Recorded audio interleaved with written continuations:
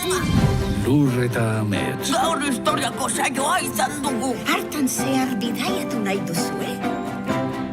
Lur eta amets historia 2015 urtean hasi zen, Katxiporreta, ikastolen elkartea eta elkarrek bultzatu zituen hainbat liburu, hainbat ipuin eta konsulta liburu bat atera zituzten. Eta horren arira ikusi genuen interesgarria izango litzatekeela filma bat egitea.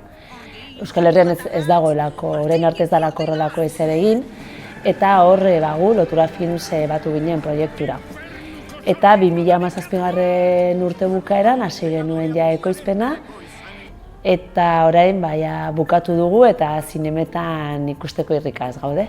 Euskal Herriaren historian zehar Lur eta Ametsek hainbat abentura biziko dituzte. Ez da pelikula historiko bat, abentura pelikula bat da, baina ikuslea edo kokatuko du Euskal Herriaren garai desberdinetan. 80 minututan oso zaila da Euskal Herriaren historia kontatzea, baina gerturatu egingo dugu ikuslea, ez? Aitzaki bat izan daiteke, gero hori eskoletan edo etxean ere hainbat garai lantzeko.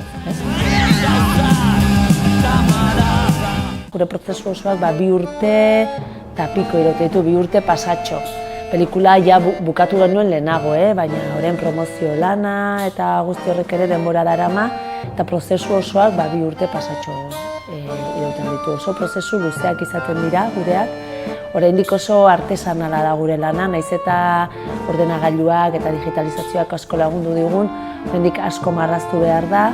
Lehenik eta behin, gidoi literarioa behin egina dagoenean eta finkatua dagoenean, azten gira animatika prozesuan, animatika edo historioa, ez deitzen diogun. Hau izango litzake ipuintxo edo komiki bat moduan, txuri beltzean egiten duguna eta hor egiten dugu pelikularen diseinua, pelikula kontatzen azten gira. Hor egiten ditugu gutxi gara dela antzezlana, personaiek zer antzeztu behar duten. Hartzen dizkiogu dialogoak, behin aktoreak bikoizten dutenean gidoia. Eta baita ere akzioak, ze gertatuko den momentu bakoitzean pelikulan. Eta hau da gida moduko bat. Beste prozesu guztientzako nolabait gida, bai animatzaileentzako, bai dekoratzaileentzako, bai konposiziorako ere, hor finkatzen ditugu enkuadreak, antzezlana, baita, personaien antzezlana, eta akzioak, kamara jartzen dugu, ze plan nahi ditugun, eta bar, bata bestearen atzetik, eta kontakizuna egiten dugu. Diseinatzen dugu pelikula, txuri beltzean. Marrazki edo zirriborro oso sinple batzuk. Animazioak onartuta daudenean, sartzen ditugu ere dekoratuan, bere ondoarekin, eta azken prozesua izango litzateke pixka bat ambientatzea. Argiztapen ezberdinekin, segun txegoretan dauden pertsonaiak lortzen dugu pixka bat integratzea eta nahi dugun ambientazio hori ematea. Orduan horrela sekuentziak eta planoak bukatzen ditugu heinean, edizioan guten gara ja azkeneko ikutuak ematen. Nik uste dut familian ikusteko produktu bat dela, ez?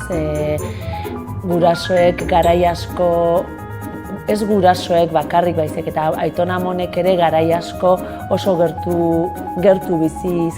gertuko izan dituzte, eta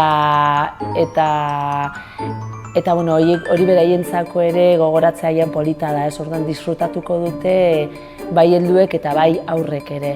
Ez aurrek beraien moduan, agian garaiak bere modura ulertuko dituzte eta hainbat gauza ez dituzte ez dia kokatuko, baino gurasoak bai kokatuko dira garaietan, eta aitzaki bat, lehen esan dudan bezala ere, aitzaki bat da bai guraso eta aurren arteko eztabaida hori sortzeko eta aurraren jakin-mina pizteko pixka.